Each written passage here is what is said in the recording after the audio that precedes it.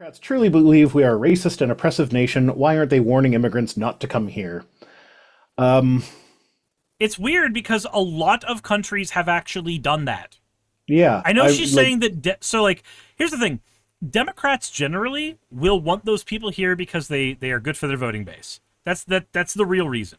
Like, I'm not going to bullshit anybody on this and say that there's some high and mighty, like, goody reason. No, it's... Democrats have a voting base.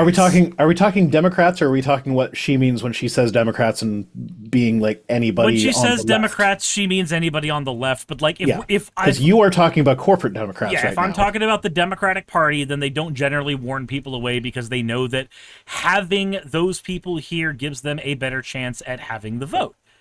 That's why corporate Democrats would do it. As far as the left in general, I'm going to be honest, I invite anybody at all who wants to come to the United States, irrespective of its problems, and try to help me fucking fix this shit, to come here. I don't care. But also, like, and I know this is not an immigration thing, but, like, do you know how many Americans have, if not warned me away from visiting, have said, I completely understand why you wouldn't want to come here right now, and that is okay? Yeah. To me? A lot. Like, every single American I know. I didn't own a passport before the Trump administration. Yeah, I was on top of you for that. Yup. It's like, get that fucking thing. And then come help me finish my garage. And then if you need to, just don't leave the garage. Just don't leave the garage. I've got Cirrus trapped in my garage. Cog, we talked about the Minnesota thing earlier. Wow, goddamn, we got through the news that quick, and people are already, like... Well, I think the person has... I think they have ulterior motives because their specific wording was, heard of the Minnesota Somalian fraud?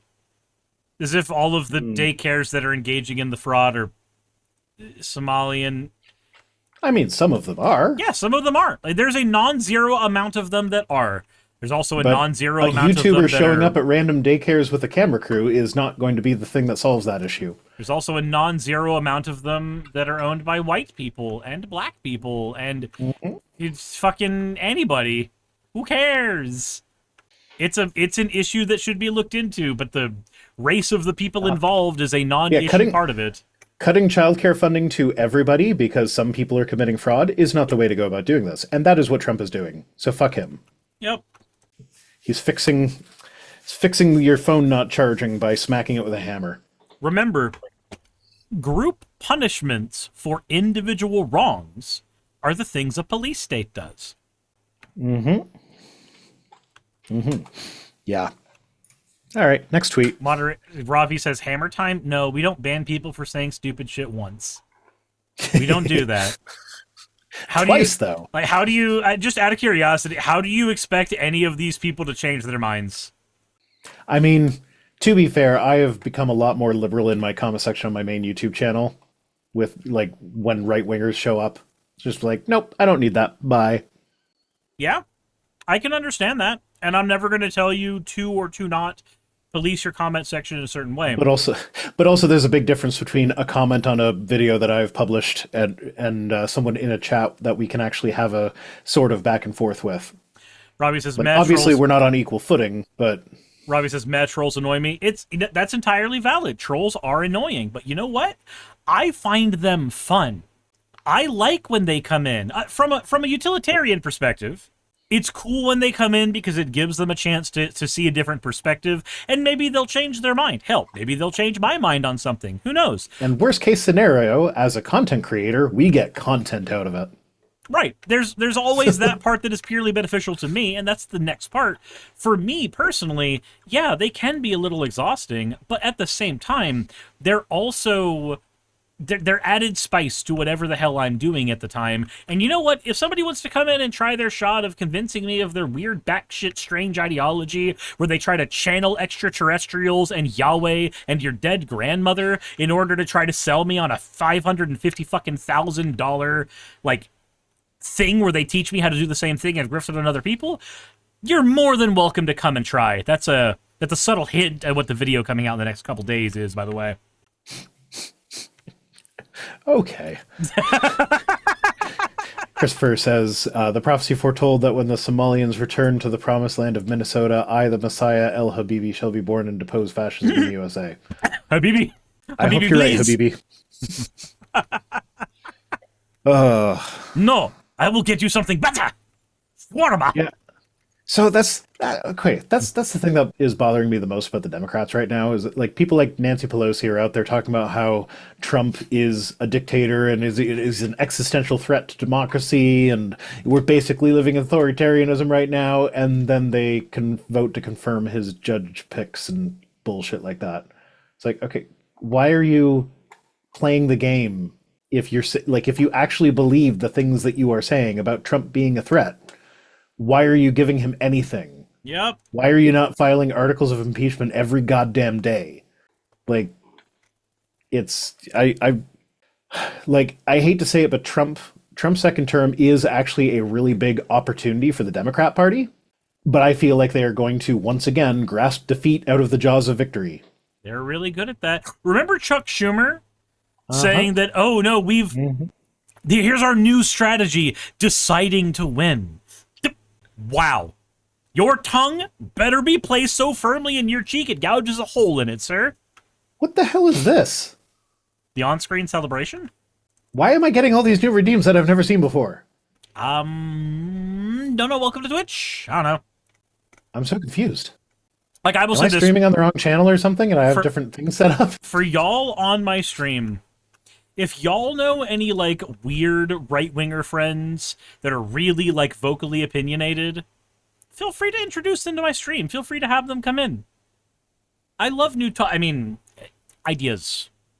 I love being introduced to new ideas. Anyway, we have a tweet from Madison Cawthorn. Haven't heard from him in a while.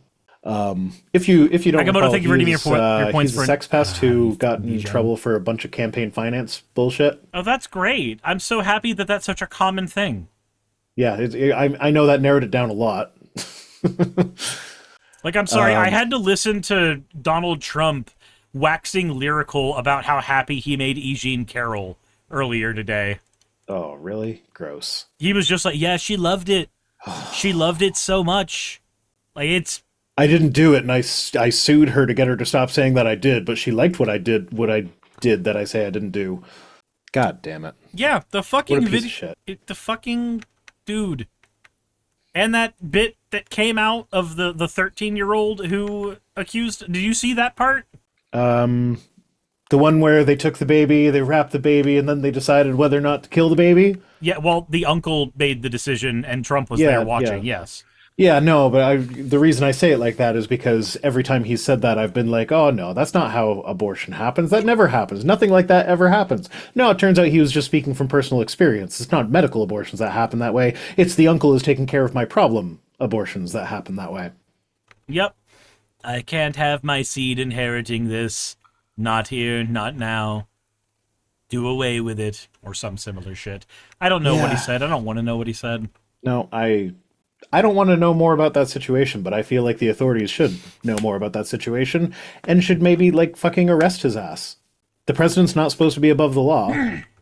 If he was present for the murder of a baby, investigate that shit and arrest his ass. Fucking Andrew Wilson on the Whatever podcast saying, like, no state should be able to hold the president accountable for his actions. You just like authoritarianism, don't you? Like, that's the thing you enjoy. Yeah.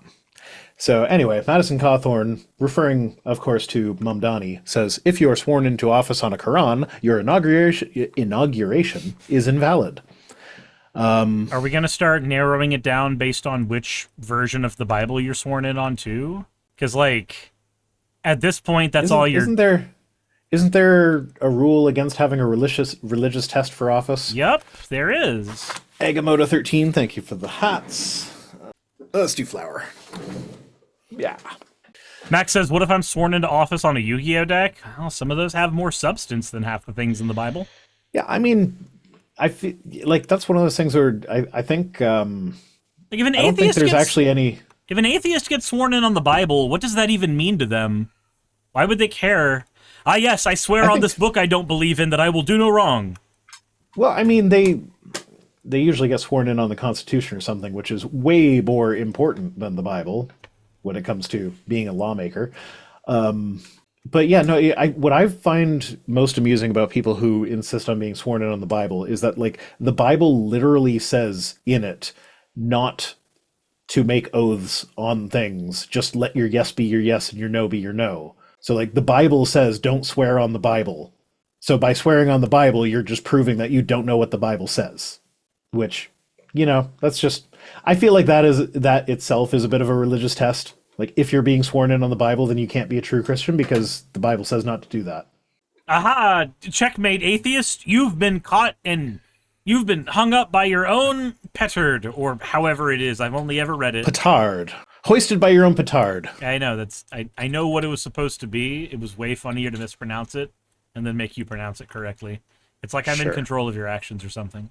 Yeah, so Matthew 5:34-37 says, "But I tell you..." Powerful. Fuck you. I'm reading the Bible. I'm reading the Bible, goddammit. Matthew 5:34-37 says, "But I tell you, do not swear an oath at all, either by heaven, for it is God's throne, or by earth, for it is his footstool, or by Jerusalem, for it is the city of the great king. And do not swear by your head, for you cannot make even one hair white or black. All you need to say is simply yes or no. Anything beyond this comes from the evil one." So swearing on the Bible is of the devil, according to the Bible. You're taking it out of context. I'm sure I am. You're taking it out of context. Well, that's Matthew 5, so I think that's the Sermon on the Mount. You're not reading it with the Spirit. How can you possibly understand it? You're not reading it with the Spirit. Yeah, this is Sermon on the Mount, so this is... That's actually the entire context of that bit. Before that is him saying, don't divorce except for sexual immorality, and then right after that is the eye for eye, tooth for tooth thing. Like, you've heard it said, an eye for an eye, but I tell you, don't resist an evil person. Man, it's so weird that God footstooled the earth before we got it as a mechanic in Super Smash Brothers. Strange. I mean, if he created it, then it seems reasonable. The Sermon on the Mount's usually the part of the Bible that the Christians actually like.